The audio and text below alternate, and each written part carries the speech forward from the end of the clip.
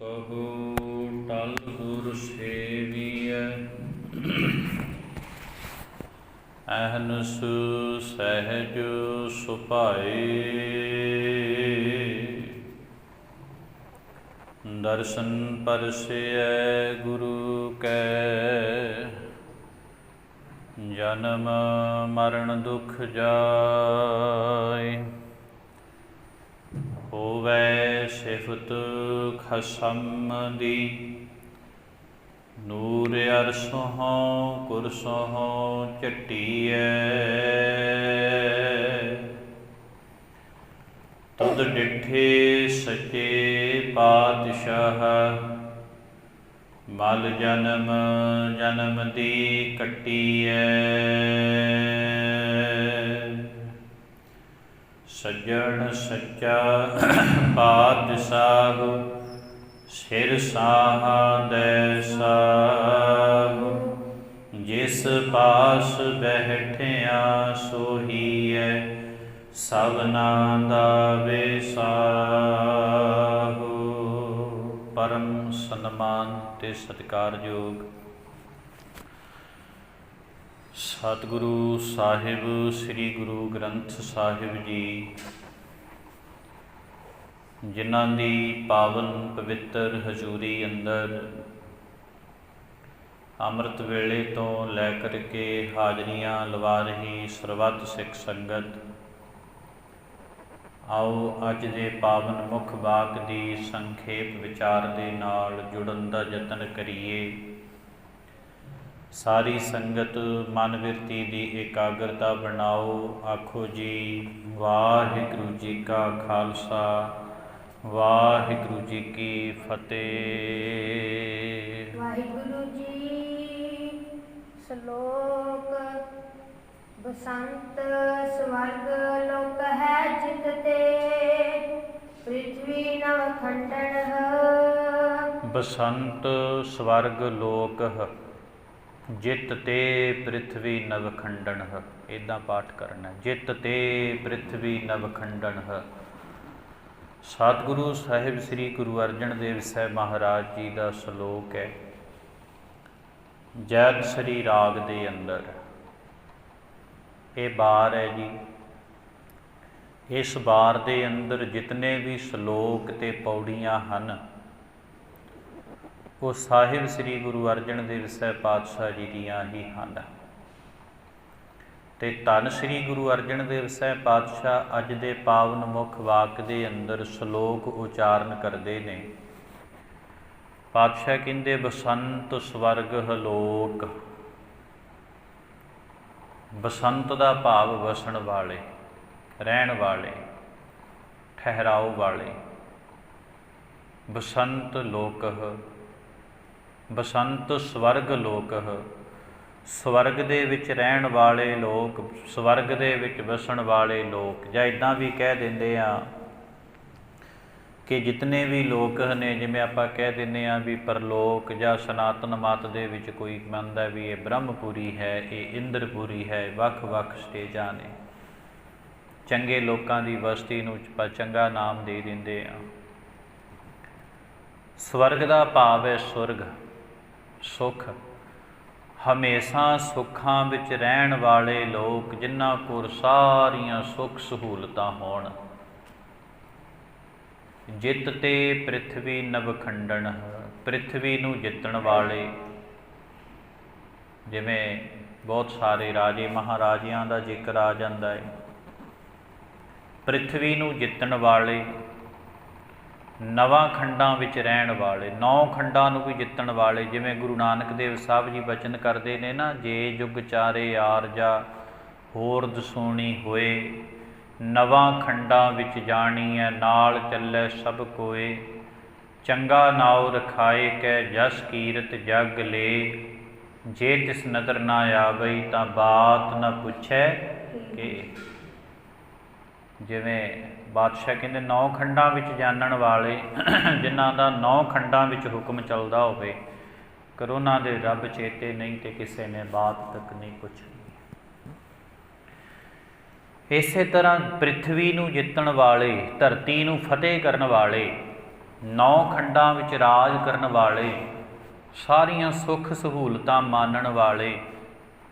ਤੇ ਅੱਗੇ ਪਾਤਸ਼ਾਹ ਜੀ ਬਚਨ ਕਰਦੇ ਹਨ, ਬਿਸਰੰਤ ਹਰਿ ਗੋਪਾਲ ਨਾਨਕ ਤੇ ਪ੍ਰਾਣੀ ਉਦਿਆਨ ਭਰਮਣ। ਬਿਸਰੰਤ, ਬਿਸਰੰਤ ਦਾ ਅਖਰੀ ਅਰਥ ਬਣਦਾ ਭੁੱਲ ਜਾਣਾ, ਵਿਸਰ ਜਾਣਾ।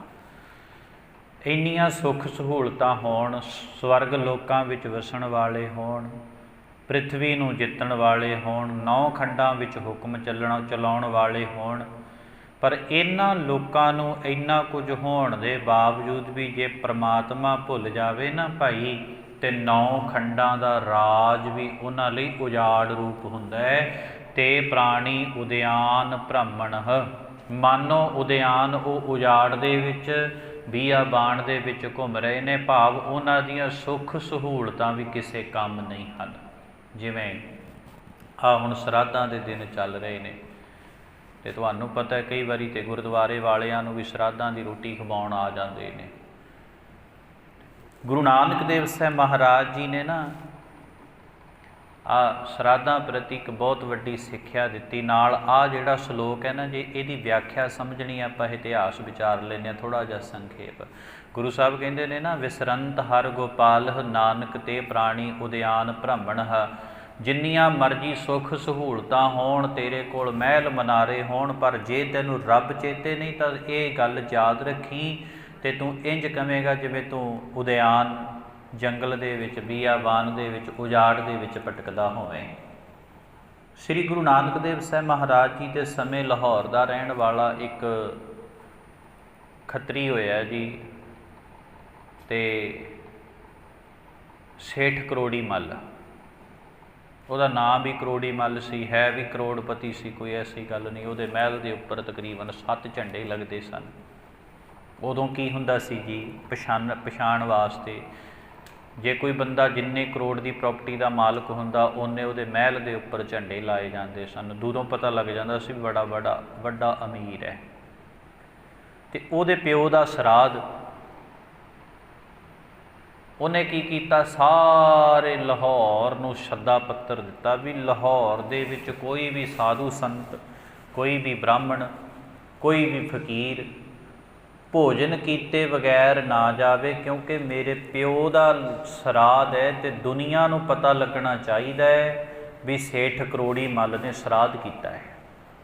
ਤੇ ਸਾਨੂੰ ਵੀ ਇੱਦਾਂ ਹੀ ਹੁੰਦਾ ਭਾਈ, ਮਾਫ਼ ਕਰਿਓ, ਬਹੁਤ ਸਾਰੇ ਸਿੱਖ ਵੀ ਇੱਦਾਂ ਦੇ ਨੇ, ਘਰ 'ਚ ਪਾਠ ਕਰਾਉਣਾ, ਅਖੰਡ ਪਾਠ ਕਰਾਉਣਾ, ਸਹਿਜ ਪਾਠ ਕਰਾਉਣਾ, ਤੇ ਦੁਨੀਆ ਨੂੰ ਪਤਾ ਲੱਗਣਾ ਚਾਹੀਦਾ ਵੀ ਇਹਨੇ ਪਾਠ ਕਰਾਇਆ, ਤੇ ਬਾਣੀ ਭਾਵੇਂ ਆਪ ਨਾ ਸੁਣੀ ਹੋਵੇ, ਸੇਵਾ ਭਾਵੇਂ ਆਪ ਨਾ ਕੀਤੀ ਹੋਵੇ।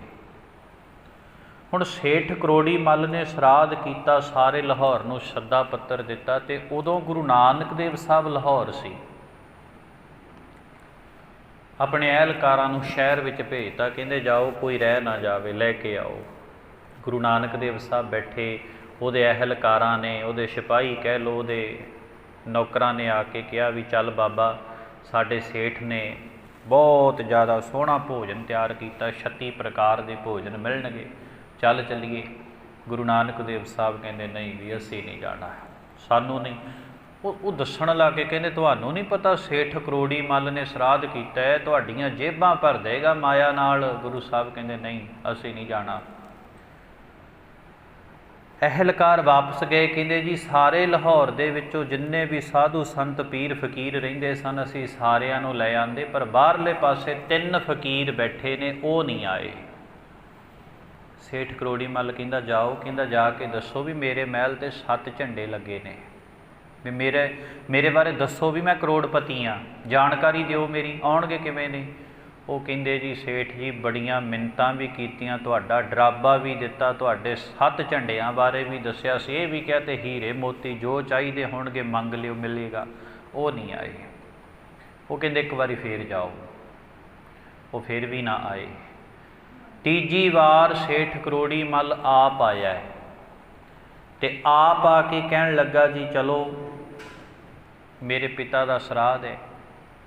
ਹੁਣ ਗੁਰੂ ਸਾਹਿਬ ਨੂੰ ਪਤਾ ਹੀ ਸੀ ਵੀ ਲੋਹਾ ਗਰਮ ਹੈ, ਸੱਟ ਮਾਰਨੀ ਹੈ, ਵੀ ਚਲੋ ਹੁਣ ਨਹੀਂ ਜਵਾਬ ਦੇਣਾ।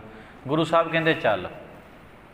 ਹੁਣ ਗੁਰੂ ਸਾਹਿਬ ਨੇ ਤੇ ਉਹਨੂੰ ਉਪਦੇਸ਼ ਦੇਣਾ ਸੀ, ਲੇਕਿਨ ਸੇਠ ਕਰੋੜੀ ਮੱਲ ਦੇ ਮਨ ਵਿੱਚ ਹੋਰ ਵੀ ਹੰਕਾਰ ਹੋ ਗਿਆ ਵੀ ਮੇਰੇ ਆਉਣ ਨਾਲ ਤਾਂ ਤੁਰ ਪਏ, ਸ਼ਾਇਦ ਮੈਥੋਂ ਡਰ ਗਏ, ਮੇਰੇ ਬਡੱਪਣ ਦਾ ਅਹਿਸਾਸ ਹੋ ਗਿਆ। ਸੇਠ ਕਰੋੜੀ ਮੱਲ ਅੱਗੇ ਅੱਗੇ, ਗੁਰੂ ਸਾਹਿਬ ਪਿੱਛੇ ਪਿੱਛੇ। ਇਹ ਨਹੀਂ ਹੋਇਆ ਉਹਨੂੰ ਵੀ ਮੈਂ ਨਾਲ ਤੁਰ ਪਵਾਂ ਜਾਂ ਪਿੱਛੇ ਤੁਰ ਪਵਾਂ। ਗੁਰੂ ਦੇ ਪਿੱਛੇ ਤੁਰੀਦਾ, ਅੱਗੇ ਨਹੀਂ ਤੁਰੀਦਾ ਭਾਈ। ਉਹ ਅੱਗੇ ਅੱਗੇ। ਹੁਣ ਉਹਦੇ ਮਨ 'ਚ ਖਿਆਲ ਆਇਆ ਵੀ ਜੇਕਰ ਹੁਣ ਮੈਂ ਇਹਨਾਂ ਨੂੰ ਇੱਥੇ ਪ੍ਰਸ਼ਾਦਾ ਛਕਾ ਦਿੱਤਾ ਆਮ ਲੋਕਾਂ 'ਚ ਬਿਠਾ ਕੇ, ਇਹਨਾਂ ਨੂੰ ਮੇਰੇ ਪਤਾ ਕਿਵੇਂ ਲੱਗੇਗਾ ਵੀ ਐਡਾ ਵੱਡਾ ਮੇਰਾ ਮਹਿਲ ਹੈ। ਮਨ 'ਚ ਸੋਚਦਾ ਵੀ ਕਿਵੇਂ ਦਿਖਾਵਾਂ ਆਪਣਾ ਮਹਿਲ ਆ। ਉਹਨੇ ਬਹਾਨਾ ਲੱਭਿਆ, ਕਹਿੰਦਾ ਇੱਦਾਂ ਮੇਰੇ ਨਾਲ ਅੰਦਰ ਚੱਲੋ ਜੀ, ਜਿੱਥੇ ਤੁਸੀਂ ਕਹੋਗੇ ਤੁਹਾਨੂੰ ਉੱਥੇ ਬੈਠ ਕੇ ਪ੍ਰਸ਼ਾਦਾ ਛਕਾਵਾਂਗੇ। ਇੱਕ ਵਾਰੀ ਜਗ੍ਹਾ ਤੁਸੀਂ ਆਪ ਪਸੰਦ ਕਰ ਲਓ ਵੀ ਕਿੱਥੇ ਬੈਠਣਾ। ਸੇਠ ਕਰੋੜੀ ਮੱਲ ਹੰਕਾਰ ਨਾਲ ਭਰਿਆ ਗੁਰੂ ਨਾਨਕ ਦੇਵ ਸਾਹਿਬ ਨੂੰ ਆਪਣਾ ਮਹਿਲ ਦਿਖਾਉਣ ਲੱਗ ਪਿਆ। ਕਹਿੰਦਾ ਆਹ ਦੇਖੋ ਜੀ, ਇਸ ਕਮਰੇ ਵਿੱਚ ਚੰਗਾ ਫਰਨੀਚਰ ਲੱਗਿਆ ਹੈ, ਇਸ ਕਮਰੇ ਵਿੱਚ ਚੰਗੀ ਸੰਗਮਰਮਰ ਲੱਗੀ ਹੈ, ਇੱਦਾਂ ਇੱਦਾਂ ਸਾਰਾ ਮਹਿਲ ਦਿਖਾ ਦਿੱਤਾ। ਹੰਕਾਰ ਨਾਲ ਭਰਿਆ ਪਿਆ ਹੈ। ਉਹਨੂੰ ਇਹ ਸੀ ਵੀ ਸ਼ਾਇਦ ਗੁਰੂ ਨਾਨਕ ਮੇਰਾ ਮਹਿਲ ਦੇਖ ਕੇ ਹੈਰਾਨ ਹੋਵੇਗਾ। ਮਹਿਲ ਦਿਖਾ ਦਿੱਤਾ ਸਾਰਾ। ਕਹਿੰਦੇ ਜੀ ਦੱਸੋ ਕਿੱਥੇ ਤੁਹਾਡੇ ਆਸਣ ਲਾਈਏ, ਕਿਹੜੇ ਕਮਰੇ 'ਚ ਬੈਠੋਗੇ। ਗੁਰੂ ਸਾਹਿਬ ਕਹਿੰਦੇ ਆ ਜਾ ਭਾਈ ਤੈਨੂੰ ਦੱਸੀਏ। ਬਾਹਰ ਆ ਗਏ। ਉਹਦੇ ਮਹਿਲ ਤੋਂ ਬਾਹਰ ਆ ਕੇ ਨਾ ਸਾਹਮਣੇ ਇੱਕ ਉਜਾੜ ਥਾਂ ਪਈ ਸੀ, ਕੱਲਰ ਜ਼ਮੀਨ ਪਈ ਸੀ, ਰੋਡ ਸਨ ਉੱਥੇ। ਰੋਡਾਂ ਦੇ ਉੱਪਰ ਬੈਠ ਗਏ ਚੌਂਕੜਾ ਮਾਰ ਕੇ, ਕੱਲਰ ਬੇਕਾਰ ਪਈ ਜ਼ਮੀਨ 'ਤੇ ਬੈਠ ਕੇ।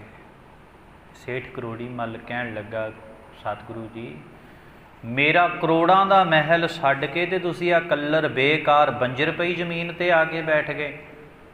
ਗੁਰੂ ਸਾਹਿਬ ਕਹਿੰਦੇ ਤੇਰੇ ਕਰੋੜਾਂ ਦੇ ਮਹਿਲ ਦੇ ਵਿੱਚ ਸਾਨੂੰ ਇਸ ਨਾਲੋਂ ਵਧੀਆ ਨਹੀਂ ਲੱਗਾ, ਕਿਉਂਕਿ ਤੇਰੇ ਮਹਿਲ ਦੇ ਅੰਦਰ ਉਜਾੜ ਸਾਨੂੰ ਦਿਸਦਾ ਅਤੇ ਇਹ ਉਜਾੜ ਵਿੱਚ ਰੌਣਕ ਤਾਂ ਹੈ, ਪਸ਼ੂ ਪੰਛੀ ਛੋਟੇ ਛੋਟੇ ਜੀਵ ਤਾਂ ਹਨ, ਅਤੇ ਤੇਰੇ ਮਹਿਲ ਦੇ ਅੰਦਰ ਉਜਾੜ ਹੈ। ਅਤੇ ਗੁਰੂ ਨਾਨਕ ਦੇਵ ਸਾਹਿਬ ਕਹਿੰਦੇ ਜੇ ਪ੍ਰਸ਼ਾਦਾ ਛਕਾਉਣਾ ਤੇ ਸਾਨੂੰ ਇੱਥੇ ਛਕਾ। ਹੱਸਣ ਲੱਗ ਪਿਆ, ਹੱਸਣ ਲੱਗ ਪਿਆ। ਕਹਿੰਦਾ ਸ਼ਾਇਦ ਇਹਨਾਂ ਨੇ ਕਦੇ ਮਹਿਲ ਦੇਖੇ ਨਹੀਂ ਹੋਣੇ ਤਾਂ ਇਹਨਾਂ ਨੂੰ ਪਤਾ ਨਹੀਂ। ਹੱਸ ਕੇ ਕਹਿੰਦਾ ਪਾਤਸ਼ਾਹ ਇਹ ਤਾਂ ਬੰਜਰ ਪਈ ਜ਼ਮੀਨ ਹੈ, ਇੱਥੇ ਕਿਹੜੀ ਰੌਣਕ ਹੈ, ਮੇਰੇ ਮਹਿਲ ਦੇ ਅੰਦਰ ਵੇਖੋ ਕਿੰਨੀਆਂ ਰੌਣਕਾਂ ਨੇ। ਤਾਂ ਗੁਰੂ ਸਾਹਿਬ ਫਿਰ ਕਹਿੰਦੇ ਲੈ ਮਰਦਾਨਿਆਂ ਰਬਾਬ ਵਜਾ। ਕੱਲਰ ਪਈ ਜ਼ਮੀਨ 'ਤੇ ਗੁਰੂ ਨਾਨਕ ਦੇਵ ਸਾਹਿਬ ਨੇ ਫਿਰ ਕੀਰਤਨ ਕੀਤਾ, ਭਾਈ ਮਰਦਾਨੇ ਰਬਾਬ ਵਜਾਈ। ਅਤੇ ਉੱਥੇ ਗੁਰੂ ਸਾਹਿਬ ਜੀ ਨੇ ਆਸਾ ਜੀ ਦੀ ਵਾਰ ਦਾ 10ਵਾਂ ਸ਼ਲੋਕ ਉਚਾਰਨ ਕੀਤਾ। ਕੂੜ ਰਾਜਾ ਕੂੜ ਪਰਜਾ ਕੂੜ ਸਭ ਸੰਸਾਰ, ਤੂੰ ਕਿਹੜੇ ਮਹਿਲ ਮਨਾਰਿਆਂ ਦੀ, ਕਿਹੜੇ ਸੋਨੇ ਚਾਂਦੀ, ਕਿਹੜੇ ਕਰੋੜਾਂ ਦੇ ਲੱਗੇ 7 ਝੰਡਿਆਂ ਦੀ ਤੂੰ ਮਾਣ ਕਰਦਾ, ਹਉਮੈ ਕਰਦਾ, ਇਹ ਤੇ ਸਾਰਾ ਕੁਝ ਹੀ ਕੂੜ ਹੈ, ਨਾਸਬੰਤ ਹੈ। ਐਸਾ ਕੀਰਤਨ ਕੀਤਾ ਸੇਠ ਕਰੋੜੀ ਮੱਲ ਦਾ ਹਿਰਦਾ ਵਿੰਨ ਕੇ ਰੱਖ ਦਿੱਤਾ। ਗੁਰੂ ਸਾਹਿਬ ਕਹਿੰਦੇ ਤੇਰੇ ਮਹਿਲ ਅੰਦਰ ਸਾਨੂੰ ਉਜਾੜ ਹੈ, ਭਾਵੇਂ ਸੁੱਖ ਸਹੂਲਤਾਂ ਨੇ ਪਰ ਤੇਰਾ ਮਹਿਲ ਸਾਨੂੰ ਉਜਾੜ ਲੱਗਿਆ। ਗੁਰਬਾਣੀ ਦੇ ਵਿੱਚ ਬਹੁਤ ਸਾਰੀਆਂ ਉਦਾਹਰਨਾਂ ਮਿਲਦੀਆਂ ਨੇ। ਗੁਰੂ ਸਾਹਿਬ ਕਹਿੰਦੇ ਨੇ ਭਲੀ ਸੁਹਾਵੀ ਛੱਪ ਦੀ ਜਾਂ ਮਹਿ ਗੁਣ ਗਾਏ, ਕਿਤ ਹੀ ਕਾਮ ਨਾ ਧੌਲ ਹਰ ਜਿਤ ਹਰ ਵਿਸਰਾਏ। ਉਹ ਵੱਡੇ ਮਹਿਲ ਵੱਡੀਆਂ ਕੋਠੀਆਂ ਕਿਸੇ ਕੰਮ ਨਹੀਂ ਜਿਨ੍ਹਾਂ ਕੋਠੀਆਂ 'ਚ ਜਾ ਕੇ ਰੱਬ ਦਾ ਚੇਤਾ ਨਹੀਂ ਆਉਂਦਾ। ਇੱਕ ਤੁਸੀਂ ਪ੍ਰੈਕਟੀਕਲ ਕਰਕੇ ਦੇਖ ਲਿਓ ਭਾਈ, ਘਰ-ਬਾਰ ਜਿੱਡਾ ਵੱਡਾ ਮਰਜ਼ੀ ਹੋਵੇ, ਚੰਗਾ ਫਰਨੀਚਰ ਹੋਵੇ, ਚੰਗਾ ਸੰਗਮਰਮਰ ਲੱਗਿਆ ਹੋਵੇ, ਪਰ ਜੇ ਉਸ ਘਰ ਦੇ ਵਿੱਚ ਰੱਬ ਦਾ ਨਾਮ ਨਹੀਂ ਹੈ ਨਾ, ਤੇ ਤੁਹਾਨੂੰ ਉੱਦਾਂ ਵੀ ਆਮ ਨਿੱਜੀ ਜ਼ਿੰਦਗੀ ਦੇ ਵਿੱਚ ਵੀ ਥੋੜ੍ਹਾ ਜਿਹਾ ਇੱਦਾਂ ਇਕੱਲਾਪਣ ਜਿਹਾ ਮਹਿਸੂਸ ਹੋਵੇਗਾ। ਅਤੇ ਘਰ ਭਾਵੇਂ ਛੋਟਾ ਹੋਵੇ, ਬਾਣੀ ਪੜ੍ਹਨ ਵਾਲੇ ਘਰ 'ਚ ਜੀਵ ਰਹਿੰਦੇ ਹੋਣ, ਤੁਹਾਨੂੰ ਉਸ ਘਰ ਦੇ ਵਿੱਚ ਰੌਣਕ ਦਿਸੇਗੀ। ਇਹ ਅਟੱਲ ਸੱਚਾਈ ਹੈ ਜੀ। ਇਸੇ ਨੂੰ ਹੀ ਗੁਰੂ ਅਰਜਨ ਦੇਵ ਸਾਹਿਬ ਕਹਿੰਦੇ ਨੇ ਕਿ ਬਿਸਰੰਤ ਹਰ ਗੋਪਾਲ ਨਾਨਕ ਤੇ ਪ੍ਰਾਣੀ ਉਦਿਆਨ ਭ੍ਰਮਣ। ਜਿਵੇਂ ਗੁਰੂ ਨਾਨਕ ਦੇਵ ਸਾਹਿਬ ਨੇ ਸੇਠ ਕਰੋੜੀ ਮੱਲ ਨੂੰ ਉਹਦੇ ਮਹਿਲ ਦੀ ਉਜਾੜ ਥਾਂ ਦਿਖਾ ਦਿੱਤੀ, ਸਾਹਮਣੇ ਉਜਾੜ ਪਈ ਥਾਂ 'ਚ ਕੀਰਤਨ ਕਰਕੇ ਰੌਣਕ ਲਾ ਦਿੱਤੀ। ਸੱਚ ਜਾਣਿਓ ਗੁਰਮੁਖੋ, ਜਿੱਥੇ ਰੱਬ ਦੇ ਨਾਮ ਦਾ ਵਾਸਾ ਹੋਵੇ ਤੇ ਉੱਥੇ ਹਮੇਸ਼ਾ ਰੌਣਕ ਹੋਵੇਗੀ। ਜਿੱਥੇ ਰੱਬ ਦਾ ਨਾਮ ਨਹੀਂ ਹੈ ਤੇ ਭਾਵੇਂ ਕਰੋੜਾਂ ਰੁਪਏ ਦੇ ਬੰਗਲੇ ਕਿਉਂ ਨਾ ਹੋਣ, ਤੇ ਉੱਥੇ ਸੁੱਖ ਨਹੀਂ ਮਿਲ ਸਕਦਾ। ਤੇ ਉਸ ਤੋਂ ਬਾਅਦ ਗੁਰੂ ਨਾਨਕ ਦੇਵ ਸਾਹਿਬ ਨੇ ਫਿਰ ਕੀ ਕੀਤਾ, ਕਹਿੰਦੇ ਕੀ ਤੂੰ ਕੀ ਕੀਤਾ? ਉਹ ਕਹਿੰਦਾ ਜੀ ਮੈਂ ਮੇਰੇ ਪਿਓ ਦੀ ਯਾਦ 'ਚ ਸਰਾਧ ਕੀਤਾ। ਤੇ ਪਾਤਸ਼ਾਹ ਫਿਰ ਕਹਿੰਦੇ ਨੇ ਤੈਨੂੰ ਪਤਾ ਹੈ ਵੀ ਤੇਰਾ ਪਿਓ ਕਿੱਥੇ ਹੈ? ਕਹਿੰਦਾ ਨਹੀਂ ਪਤਾ। ਅੱਛਾ ਇੱਕ ਗੱਲ ਦੱਸ, ਕਿਸੇ ਦਾ ਖਾਧਾ ਹੋਇਆ ਭੋਜਨ ਤੇਰੇ ਪਿਓ ਤੱਕ ਕਿਵੇਂ ਪਹੁੰਚੇਗਾ? ਕਹਿੰਦਾ ਜੀ ਮੈਨੂੰ ਨਹੀਂ ਪਤਾ, ਪਰ ਮੈਂ ਮੇਰੇ ਪਿਓ ਦੀ ਯਾਦ ਸਰਾਧ ਕੀਤਾ ਹੈ। ਗੁਰੂ ਸਾਹਿਬ ਕਹਿੰਦੇ ਜਾ ਫਿਰ ਇੱਦਾਂ ਕਰ, ਜੇ ਤੇਰੇ ਪਿਓ ਦੀ ਯਾਦ ਵਿੱਚ ਸਰਾਧ ਕੀਤਾ, ਸਾਨੂੰ ਤਾਂ ਤੂੰ ਖਿਲਾ ਦਿੱਤਾ, ਸਾਰੇ ਲਾਹੌਰ ਨੂੰ ਭੋਜਨ ਖਵਾ ਦਿੱਤਾ, ਪਰ ਤੇਰਾ ਪਿਓ ਤਾਂ ਜਿੱਥੇ ਅੱਜ ਕਰਤਾਰਪੁਰ ਸਾਹਿਬ ਹੈ ਨਾ ਜੀ, ਲਾਹੌਰ ਦੇ ਲਾਗੇ ਹੀ ਹੈ। ਆ ਜਿਹੜਾ ਰਸਤਾ ਖੁੱਲ੍ਹਿਆ ਹੁਣ, ਉੱਥੇ ਜੰਗਲ ਹੁੰਦਾ ਸੀ, ਇਹ ਸਾਰੀ ਜ਼ਮੀਨ ਸੀ ਉਸ ਸੇਠ ਕਰੋੜੀ ਮੱਲ ਦੀ। ਫਿਰ ਗੁਰੂ ਸਾਹਿਬ ਨੇ ਇੱਥੇ ਕਰਤਾਰਪੁਰ ਸਾਹਿਬ ਵਸਾਇਆ ਸੀ ਭਾਈ। ਕਹਿੰਦੇ ਜਾ ਉੱਥੇ ਜੰਗਲ 'ਚ ਤੇਰਾ ਪਿਓ ਬੈਠਾ ਭੁੱਖਾ, ਜਿਹੜਾ ਕਈ ਮਹੀਨਿਆਂ ਤੋਂ ਭੁੱਖਾ ਹੈ, ਬਘਿਆੜ ਦੀ ਜੂਨੀ ਵਿੱਚ ਪਿਆ ਹੈ, ਤੇ ਤੂੰ ਕਹਿੰਦਾ ਸ਼ਰਾਧ ਮੈਂ ਹਰ ਸਾਲ ਕਰਦਾ, ਤੇ ਤੇਰਾ ਪਿਓ ਭੁੱਖ ਨਾਲ ਕਮਜ਼ੋਰ ਹੋਇਆ ਪਿਆ, ਭੋਜਨ ਲੈ ਜਾ ਕੇ ਛਕਾ ਕੇ ਆ। ਉਹ ਵਿਚਾਰਾ ਡਰਦਾ ਡਰਾਉਂਦਾ ਜਦੋਂ ਸੇਠ ਕਰੋੜੀ ਮੱਲ ਲੈ ਕੇ ਗਿਆ ਨਾ ਜੀ ਭੋਜਨ ਥਾਲਾਂ 'ਚ ਪਾ ਕੇ, ਤੇ ਜਾ ਕੇ ਕੀ ਵੇਖਦਾ, ਵਾਕਈ ਇੱਕ ਸੱਚਮੁੱਚ ਇੱਕ ਬਘਿਆੜ ਸਰੀਰ ਦਾ ਕਮਜ਼ੋਰ ਭੁੱਖਾ ਜਿਹਾ ਬੈਠਾ। ਹੁਣ ਡਰੀ ਵੀ ਜਾਂਦਾ ਵੀ ਬਘਿਆੜ ਹੈ, ਕੀ ਪਤਾ ਵੀ ਮੈਨੂੰ ਹੀ ਨਾ ਕਿਤੇ ਭੋਜਨ ਬਣਾ ਲਵੇ। ਜਦੋਂ ਕਿਹਾ ਕਿ ਬਾਪੂ ਗੁਰੂ ਨਾਨਕ ਦੇਵ ਸਾਹਿਬ ਨੇ ਪ੍ਰਸ਼ਾਦ ਭੇਜਿਆ, ਛਕ ਲੈ, ਤੇ ਪ੍ਰਸ਼ਾਦ ਛਕਣ ਤੋਂ ਬਾਅਦ ਵਾਕਈ ਉਹ ਬਘਿਆੜ ਦੀ ਜੂਨੀ ਤੋਂ ਮੁਕਤ ਹੋਇਆ, ਤੇ ਉਹਦੀ ਰੂਹ ਦੇ ਦੀਦਾਰ ਹੋਏ ਸੇਠ ਕਰੋੜੀ ਮੱਲ ਨੂੰ। ਫਿਰ ਉਹਦੇ ਪਿਓ ਨੇ ਕਿਹਾ ਪੁੱਤਰ ਮੈਂ ਵੀ ਤੇਰੇ ਵਾਂਗ ਬੜਾ ਹੰਕਾਰੀ ਸੀ, ਆ ਜ਼ਮੀਨ ਜਾਇਦਾਦ ਸਾਰੀ ਮੇਰੀ ਬਣਾਈ ਹੋਈ ਹੈ, ਪਰ ਗੁਰੂ ਨਾਨਕ ਦੇਵ ਸਾਹਿਬ ਆਏ ਨੇ, ਇਹਨਾਂ ਤੋਂ ਲਾਹਾ ਲੈ ਲੈ। ਤੇ ਹੁਣ ਭਗਤ ਕਬੀਰ ਜੀ ਦਾ ਇੱਕ ਬਚਨ ਆਉਂਦਾ ਜੀ ਸਰਾਧਾਂ ਪ੍ਰਤੀ। ਭਗਤ ਕਬੀਰ ਜੀ ਕਹਿੰਦੇ ਜੀਵਤ ਪਿਤਰ ਨਾ ਮਾਨੈ ਕੋ ਮੂਏ ਸਰਾਧ ਕਰਾਈ। ਇਹ ਗੁਰਬਾਣੀ ਸਾਨੂੰ ਸਮਝਾਉਂਦੀ ਹੈ। ਕਹਿੰਦੇ ਜਿਉਂਦਿਆਂ ਨੂੰ ਤਾਂ ਕੋਈ ਮਾਂ ਬਾਪ ਨੂੰ ਪਾਣੀ ਦਾ ਗਲਾਸ ਫੜਾ ਕੇ ਰਾਜੀ ਨਹੀਂ, ਤੇ ਮਰਨ ਤੋਂ ਬਾਅਦ ਤੁਸੀਂ ਸਰਾਧ ਕਰਦੇ ਫਿਰਦੇ ਹੋ। ਤੁਹਾਨੂੰ ਭੁੱਖ ਲੱਗੀ ਹੋਵੇ ਤੇ ਤੁਹਾਡੇ ਨਾਲ ਦਾ ਕਵੇ ਤੈਨੂੰ ਭੁੱਖ ਲੱਗੀ, ਲਿਆ ਮੈਂ ਭੋਜਨ ਖਾ ਲਵਾਂ ਜਾਂ ਮੈਂ ਕਿਸੇ ਨੂੰ ਹੋਰ ਛਕਾ ਦੇਵਾਂ, ਠੀਕ ਹੈ ਜੀ। ਦੇਖੋ ਕਿਸੇ ਲੋੜਵੰਦ ਦੀ ਮਦਦ ਕਰਨੀ, ਭੋਜਨ ਛਕਾ ਦੇਣਾ ਮਾੜੀ ਗੱਲ ਨਹੀਂ, ਪਰ ਸਰਾਧ ਦੇ ਨਾਮ ਤੇ ਪਖੰਡਵਾਦ ਕਰਨ ਨੂੰ ਗੁਰੂ ਨਾਨਕ ਨੇ ਸਾਨੂੰ ਆਗਿਆ ਨਹੀਂ ਦਿੱਤੀ, ਗੁਰੂ ਗ੍ਰੰਥ ਸਾਹਿਬ ਨੇ ਸਾਨੂੰ ਆਗਿਆ ਨਹੀਂ ਦਿੱਤੀ। ਮਾਫ਼ ਕਰਿਓ, ਹੋ ਸਕਦਾ ਸੁਣਨ ਵਾਲਿਆਂ ਵਿੱਚ ਕੋਈ ਸਰਾਧ ਕਰਨ ਵਾਲਾ ਵੀ ਬੈਠਾ ਹੋਵੇ, ਪਰ ਇਹ ਸੱਚ ਹੈ ਕਿ ਗੁਰੂ ਗ੍ਰੰਥ ਸਾਹਿਬ ਮਹਾਰਾਜ ਸਾਨੂੰ ਸਰਾਧ ਆਦਿਕ ਕਰਨ ਦੀ ਆਗਿਆ ਨਹੀਂ ਦਿੰਦੇ। ਭਗਤ ਕਬੀਰ ਜੀ ਦਾ ਵਚਨ ਹੈ, ਕਹਿੰਦੇ ਜੀਵਤ ਪਿਤਰ ਨਾ ਮਾਨੈ ਕਹੂ ਮੂਹੇ ਸਰਾਧ ਕਰਾਈ। ਫਿਰ ਕਹਿੰਦੇ ਪਿੱਤਰ ਵੀ ਵਿਚਾਰੇ ਕੀ ਕਰਨ, ਉਹਨਾਂ ਲਈ ਰੱਖਿਆ ਹੋਇਆ ਸੋਹਣਾ ਭੋਜਨ ਤੇ ਕਾਂ ਕੁੱਤੇ ਖਾ ਜਾਂਦੇ ਨੇ, ਪਿੱਤਰ ਤੇ ਫਿਰ ਵੀ ਤੁਹਾਡੇ ਭੁੱਖੇ ਹੀ ਬੈਠੇ ਨੇ, ਉਹਨਾਂ ਤੱਕ ਦੂਜੇ ਦੀ ਖੁਰਾਕ ਦੂਜੇ ਤੱਕ ਕਿਵੇਂ ਜਾਏਗੀ। ਖੈਰ ਇਸ ਤਰ੍ਹਾਂ ਗੁਰੂ ਨਾਨਕ ਦੇਵ ਸਾਹਿਬ ਮਹਾਰਾਜ ਜੀ ਨੇ ਸੇਠ ਕਰੋੜੀ ਮੱਲ ਨੂੰ ਦੱਸਿਆ, ਭਾਈ ਨਾਮ ਤੋਂ ਬਿਨਾਂ ਕਰੋੜਾਂ ਦੇ ਬੰਗਲਿਆਂ ਵਿੱਚ ਵੀ ਉਜਾੜ ਰੂਪ ਹੈ। ਉਸੇ ਨੂੰ ਗੁਰੂ ਅਰਜਨ ਦੇਵ ਸਾਹਿਬ ਕਹਿੰਦੇ ਨੇ ਜਿਨ੍ਹਾਂ ਨੂੰ ਰੱਬ ਚੇਤੇ ਨਹੀਂ ਭਾਈ, ਉਹ ਸਵਰਗ ਲੋਕਾਂ ਦੇ ਵਿੱਚ ਮਹਿਲ ਮਨਾਰਿਆਂ ਦੇ ਵਿੱਚ ਰਹਿ ਕੇ ਵੀ ਉਜਾੜ ਵਾਂਗੂ ਭਟਕਦੇ ਹਨ।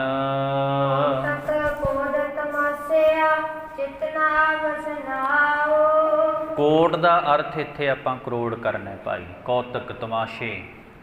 ਆ ਜਿਹੜੇ ਮਾਇਆ ਦੇ ਅਨੇਕਾਂ ਤਮਾਸ਼ੇ ਨੇ ਨਾ, ਮਾਇਆ ਦੇ ਅਨੇਕਾਂ ਕਰੋੜਾਂ ਕੌਤਕ ਨੇ, ਇਹਨਾਂ ਦੇ ਵਿੱਚ ਜਿਹੜਾ ਮਨ ਸਾਡਾ ਇੰਨਾ ਕੁ ਖਚਿਤ ਹੋ ਗਿਆ ਕਿ ਮਾਇਵੀ ਰੰਗਾਂ ਵਿੱਚ ਖਚਿਤ ਹੋਣ ਨਾਲ ਸਾਨੂੰ ਰੱਬ ਦਾ ਚੇਤਾ ਹੀ ਨਹੀਂ ਰਿਹਾ। ਅਸੀਂ ਆ ਤਮਾਸ਼ੇ ਵੇਖੇ ਸੰਸਾਰ ਦੇ, ਅਸੀਂ ਰੰਗ ਵੇਖੇ ਸੰਸਾਰ ਦੇ, ਤੇ ਸੰਸਾਰਕ ਰੰਗਾਂ ਨੂੰ ਵੇਖਣ ਤੋਂ ਬਾਅਦ ਸਾਡਾ ਜਿਹੜਾ ਮਨ ਹੈ ਨਾ ਭਾਈ, ਉਹ ਰੱਬ ਨੂੰ ਭੁਲਾ ਦਿੰਦਾ ਹੈ। ਨਾਨਕ ਕੋੜੀ ਨਰਕ ਬਰਾਬਰੇ ਉਜੜ ਸੋਈ ਥਾਓ। ਜਿਨ੍ਹਾਂ ਨੇ ਰੱਬ ਨੂੰ ਭੁਲਾ ਦਿੱਤਾ ਭਾਈ, ਉਹ ਕੋੜੀ ਨੇ, ਨਰਕ ਬਰਾਬਰੇ, ਨਰਕ ਭੋਗਦੇ ਨੇ। ਕੋੜੀ, ਕੋੜ ਦਾ ਰੋਗ ਸਭ ਤੋਂ ਵੱਡਾ ਨਰਕ ਹੁੰਦਾ ਭਾਈ। ਕੋੜ ਦਾ ਰੋਗ ਹੈ ਨਾ, ਇਹਨੂੰ ਪੱਕਾ ਰੋਗ ਵੀ ਕਿਹਾ ਜਾਂਦਾ ਹੈ, ਬਹੁਤ ਵੱਡਾ ਨਰਕ ਹੁੰਦਾ ਹੈ। ਜਿਹਨੂੰ ਰੱਬ ਚੇਤੇ ਨਹੀਂ, ਮਾਨੋ ਉਹ ਕੋੜੀ ਹੈ, ਉਹ ਨਰਕ ਹੈ। ਉਜੜ ਸੋਈ ਥਾਓ, ਤੇ ਉਹ ਉਜਾੜ ਦੇ ਵਿੱਚ, ਬੀਆਬਾਨ ਦੇ ਵਿੱਚ ਭਟਕਦਾ ਹੈ।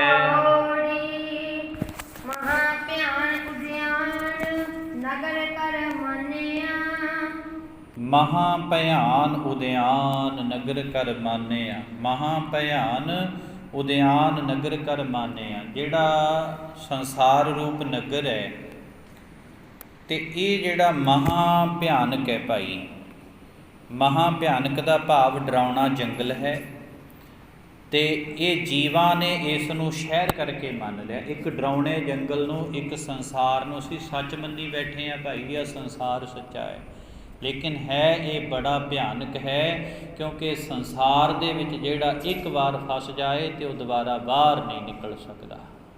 ਜਿਵੇਂ ਜੰਗਲ ਵਿੱਚ ਆਪਾਂ ਰਸਤਾ ਭਟਕ ਜਾਈਏ ਤੇ ਬਾਹਰ ਨਿਕਲਣਾ ਔਖਾ ਹੋ ਜਾਂਦਾ ਹੈ। ਇਹ ਸੰਸਾਰ ਵੀ ਜੰਗਲ ਦੀ ਤਰ੍ਹਾਂ ਇੱਕ ਬੜਾ ਗਹਿਰਾ ਤੇ ਡਰਾਉਣਾ ਹੀ ਜੰਗਲ ਹੈ। ਝੂਠ ਸਮਗਰੀ ਪੇਖ ਸੱਚ ਕਰ ਜਾਣਿਆ। ਝੂਠ ਸਮਗਰੀ, ਆ ਜਿਹੜੇ ਪਦਾਰਥ ਨੇ, ਸਮਗਰੀ ਪਦਾਰਥਾਂ ਨੂੰ ਕਹਿ ਦਿੰਦੇ ਨੇ, ਧੀਆਂ ਪੁੱਤ ਘਰ-ਬਾਰ ਜ਼ਮੀਨ ਜਾਇਦਾਦ, ਇਹ ਜਿਹੜੇ ਪਦਾਰਥ ਨੇ ਇਹ ਝੂਠ ਨੇ, ਪਰ ਅਸੀਂ ਨੇ ਇਹਨਾਂ ਨੂੰ ਸੱਚ ਕਰਕੇ ਮੰਨਿਆ ਹੋਇਆ ਹੈ। ਕਾਮ ਕ੍ਰੋਧ ਅਹੰਕਾਰ ਫਿਰ ਹੈ ਦੇਵਾਨਿਆ। ਅਸੀਂ ਕਾਮ ਕ੍ਰੋਧ ਹੰਕਾਰ ਦੇ ਵਿੱਚ ਵਿਆਪਤ ਹੋ ਕੇ ਦੇਵਾਨੇ ਆ, ਝੱਲੇ ਹੋਏ ਪਾਗਲ ਹੋਏ ਫਿਰਦੇ ਹਾਂ। ਸਿਰ ਲੱਗਾ ਜਮ ਡੰਡ ਤਾ ਪਛਤਾਨੇ ਆ। ਹੁਣ ਜਿਹੜੇ ਜੀਵ ਸੰਸਾਰ ਨੂੰ ਸੱਚ ਮੰਨੀ ਬੈਠੇ ਨੇ, ਕਾਮ ਕ੍ਰੋਧ ਦੇ ਵਿੱਚ ਸੜਦੇ ਹੋਏ ਪਾਗਲਾਂ ਵਾਂਗ ਤੁਰੇ ਫਿਰਦੇ ਨੇ, ਤੇ ਫਿਰ ਅੰਤ ਨੂੰ ਉਹਨਾਂ ਨੂੰ ਜਮਾਂ ਦਾ ਡੰਡ ਸਹਾਰਨਾ ਪੈਂਦਾ ਤੇ ਫਿਰ ਉਹ ਪਛਤਾਵਾ ਕਰਦੇ ਹਨ। ਪੂਰੇ ਗੁਰਦੇਵ ਫਿਰੈ ਸੈਤਾਨਿਆ। ਉਹ ਪੂਰੇ ਗੁਰੂ ਤੋਂ ਬਿਨਾ ਇੱਕ ਸ਼ੈਤਾਨ ਵਾਂਗ ਫਿਰਦੇ ਨੇ। ਸ਼ੈਤਾਨ ਹੈਵਾਨੀਅਤ ਦਾ ਮਾਲਕ, ਜਿਹਨੇ ਹਮੇਸ਼ਾ ਮਾੜੇ ਕੰਮ ਕਰਨੇ ਨੇ ਉਹਨੂੰ ਸ਼ੈਤਾਨ ਕਹਿ ਦਿੰਦੇ ਨੇ। ਤੇ ਗੁਰੂ ਤੋਂ ਬਿਨਾ ਅਸੀਂ ਵੀ ਭਾਈ ਮਾੜੇ ਕਰਮਾਂ ਵਾਲੇ ਸ਼ੈਤਾਨ ਵਾਂਗ ਭਟਕਦੇ ਫਿਰਦੇ ਹਾਂ। ਇਸ ਤਰ੍ਹਾਂ ਗੁਰੂ ਅਰਜਨ ਦੇਵ ਸਾਹਿਬ ਜੀ ਸਾਨੂੰ ਸਮਝਾਉਂਦੇ ਨੇ, ਭਾਈ ਜੇ ਸੱਚ ਹੈ ਤਾਂ ਕੇਵਲ ਤੇ ਕੇਵਲ ਪਰਮਾਤਮਾ ਦਾ ਨਾਮ ਹੈ। ਪੂਰੇ ਗੁਰੂ ਨਾਲ ਜੁੜ ਜਾਓ। ਜੇ ਪੂਰਾ ਗੁਰੂ ਸਾਡੀ ਜ਼ਿੰਦਗੀ ਦੇ ਵਿੱਚ ਧਾਰਨ ਨਹੀਂ ਕੀਤਾ ਤਾਂ ਅਸੀਂ ਸ਼ੈਤਾਨ ਦਾ ਮਤਲਬ ਤੁਹਾਨੂੰ ਪਤਾ ਹੀ ਹੈ ਜੀ, ਜਿਹਨੂੰ ਸੋਝੀ ਨਾ ਹੋਵੇ, ਜਿਹਨੇ ਮਾੜੇ ਕੰਮ ਕਰਨੇ ਹੋਣ, ਜਿਹਨੇ ਹਮੇਸ਼ਾ ਬੁਰੇ ਕੰਮ ਕਰਨੇ ਹੋਣ, ਤੇ ਜਿਹਨੇ ਗੁਰੂ ਧਾਰਨ ਨਹੀਂ ਕੀਤਾ ਤੇ ਉਹ ਆਪਣੇ ਆਪ ਨੂੰ ਸ਼ੈਤਾਨ ਜਾਣ ਲਵੇ ਕਿ ਮੈਂ ਵੀ ਸ਼ੈਤਾਨ ਹਾਂ। ਤੇ ਸ਼ੈਤਾਨ ਨੂੰ ਕਦੇ ਸਤਿਕਾਰ ਨਹੀਂ ਮਿਲਦਾ ਹੁੰਦਾ ਭਾਈ। ਸ਼ੈਤਾਨ ਦਾ ਬਹੁਤ ਜ਼ਿਆਦਾ ਦੁਰਦਸ਼ਾ ਸ਼ੈਤਾਨ ਨਾਲ ਹੁੰਦੀ ਹੈ। ਇਸ ਕਰਕੇ ਸਾਨੂੰ ਅੱਜ ਦੇ ਮੁੱਖ ਵਾਕ ਦੇ ਅੰਦਰ ਗੁਰੂ ਪਾਤਸ਼ਾਹ ਨੇ ਸਮਝਾਇਆ ਹੈ ਕਿ ਭਾਈ ਆ ਸੰਸਾਰ ਨੂੰ ਸੱਚ ਨਾ ਮੰਨ। ਆ ਸੰਸਾਰਕ ਸੁੱਖ ਸਹੂਲਤਾਂ ਸੱਚ ਨਹੀਂ ਹਨ। ਸੱਚ ਤਾਂ ਕੇਵਲ ਤੇ ਕੇਵਲ ਪਰਮਾਤਮਾ ਦਾ ਨਾਮ ਹੈ। ਸਾਰੀਆਂ ਸਿੱਖ ਸੰਗਤਾਂ ਦੇ ਬਹੁਤ ਵੱਡੇ ਭਾਗ, ਗੁਰੂ ਸਾਹਿਬ ਕਿਰਪਾ ਕਰਨ, ਸਾਰੀ ਸੰਗਤ ਦੇ ਸਿਰ 'ਤੇ ਮਿਹਰ ਭਰਿਆ ਹੱਥ ਰੱਖ ਕੇ ਆਪਾਂ ਨੂੰ ਇਸੇ ਤਰ੍ਹਾਂ ਨਾਮ ਬਾਣੀ ਦੇ ਨਾਲ ਜੋੜ ਕੇ ਰੱਖਣ। ਕਥਾ ਦਾ ਸਮਾਂ ਸਮਾਪਤ ਹੈ ਜੀ। ਬੋਲਦਿਆਂ ਚਲਦਿਆਂ ਬੇਅੰਤ ਭੁੱਲਾਂ, ਗੁਰੂ ਔਰ ਗੁਰੂ ਕੀ ਸੰਗਤ ਖਿਮਾ ਜੋਗ। ਬੁਲਾਓ ਫਤਿਹ ਆਖੋ ਜੀ। ਵਾਹਿਗੁਰੂ ਜੀ ਕਾ ਖਾਲਸਾ, ਵਾਹਿਗੁਰੂ ਜੀ ਕੀ ਫਤਿਹ।